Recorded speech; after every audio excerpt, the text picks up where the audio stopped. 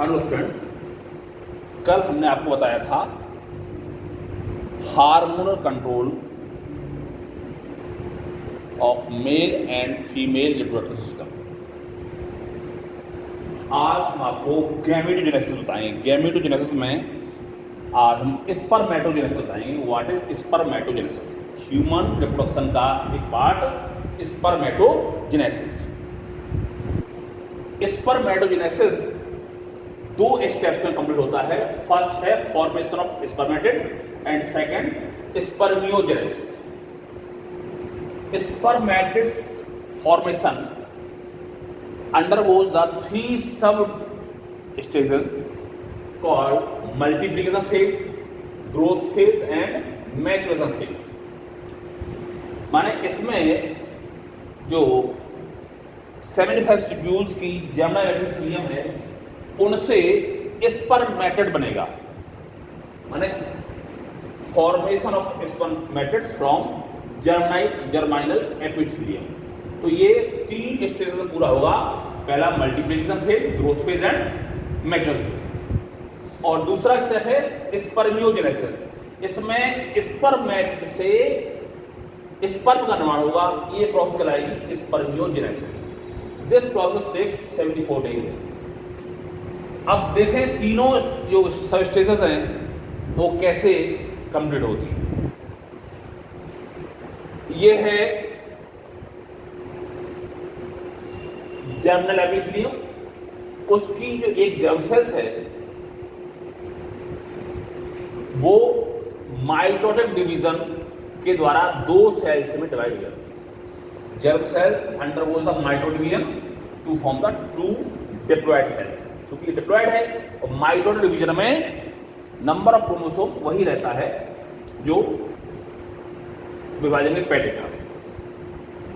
तो फिर इसमें जो माइटोटिक डिवीजन से एक से दो सेल्स बनी, फिर दो से चार सेल्स बन जाएंगी और चारों सेल्स कैसी हैं?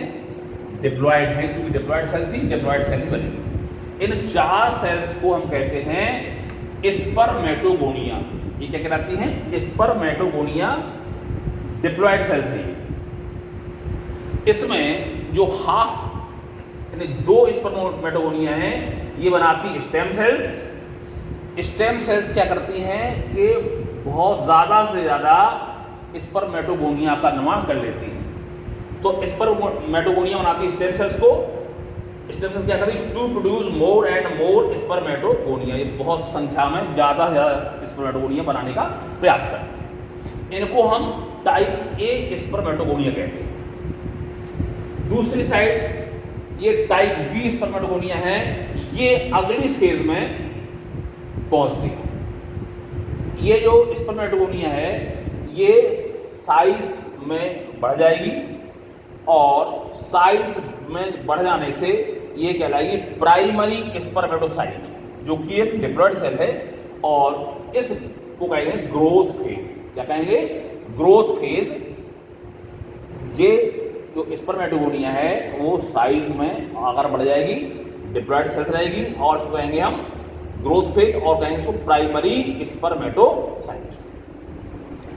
अब इसके बाद यहां से शुरू होती है तीसरी फेज जिसे हम मैच्योरेशन फेज कहते हैं। तो primary spermatocyte undergoes the meiosis first division which is a reduction division. तो प्राइमरी स्पर्मेटोसाइट में एक मियोसिस फर्स्ट या मियोसिस फर्स्ट होगा जिससे दो सेल्स बन जाएंगी। क्योंकि ये मियोसिस है that is the reduction division, so the number of chromosome will be half. तो ये 2n थी तो ये nn हो जाएगी, यानी that is diploid and these are haploids. और इस कंडीशन को कहते हैं सेकेंडरी स्पर्मेटोसाइट। ये था प्राइमरी स्पर्मेटोसाइट, ये बन जाएंगे सेकेंडरी स्पर्मेटोसाइट्स। ये डिप्लॉयड था, ये हैप्लॉइड हो गया। इसके बाद इनमें होता है माइटोटिक डिवीजन या meiosis second, that is the mitotic division या इसको इक्वेशन डिवीजन भी कहते हैं। इससे दो से चार स्पर्मेटिड्स बन जाते हैं जो कैसे होंगे? सर्कुलर होंगे और नॉन मोटाइल होंगे और हैप्लॉइड होंगे। Haploid, circular and non motile cells that are called spermatids. So first इसका जो था फॉर्मेशन ऑफ स्पर्मेटिड्स, तो यहां पहला स्टेप ये पूरा हो गया। अब सेकंड है स्पर्मियोजेनेसिस।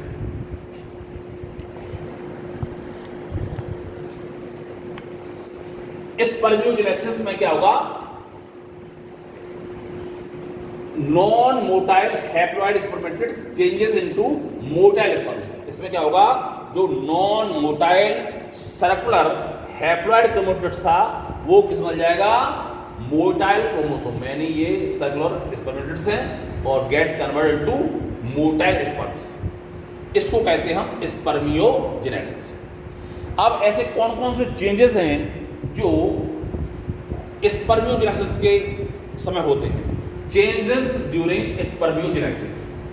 तो इसमें पहला है कंडेंसेशन ऑफ न्यूक्लियस। इसमें पहला पॉइंट है कंडेंसेशन ऑफ न्यूक्लियस, अर्थात न्यूक्लियस का संघनन होगा। इसमें क्या होगा, mRNA और एसिड प्रोटीन से निकल जाएंगे और बचेगा DNA plus basic proteins. Condensation में mRNA और एसिड प्रोटीन लूज हो जाएगी, निकल जाएगी और बचेगा इसके अंदर DNA बचेगा और बेसिक प्रोटीन्स बचेंगे।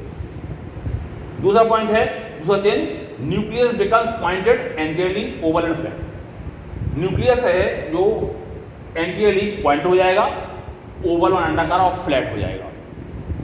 तीसरा है Golgi body split into two parts, major part acrosome बनाएगा और माइनर पार्ट गोल्गी रेस्ट बनाएगा। चौथा पॉइंट है complete structure covered with plasma membrane, ये पूरी स्ट्रक्चर जो है प्लाज्मा मेम्ब्रेन से ढकी होगी। फिफ्थ पॉइंट है cytoplasm only in tail region, cytoplasm सब जगह से जो है समाप्त हो जाएगा, केवल कहां बचेगा, केवल टेल रीजन में बचेगा और कहीं दिखाई नहीं देगा। और इसका लास्ट पॉइंट है mitochondria changes into spiral ribbon like structure around the axoneme called nebenkern. जो माइटोकॉन्ड्रिया है वो एक स्पाइरल रिबन लाइक स्ट्रक्चर बदल जाएगा जो एक्सोनिम के चारों तरफ होता है, उसे हम नेवन करंट कहते हैं।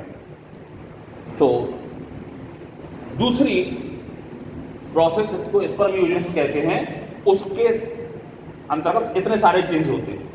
अब एक टर्म और उसमें आता है spermiation. Spermiation is a process in which release of mature sperm from Sertoli cells। माने स्पर्मिएशन वो प्रक्रिया है जिसमें मैच्योर स्पर्म का रिलीज होता है सर्टोली सेल से, इसको हम स्पर्मिएशन कहते हैं। So this is all about the spermatogenesis.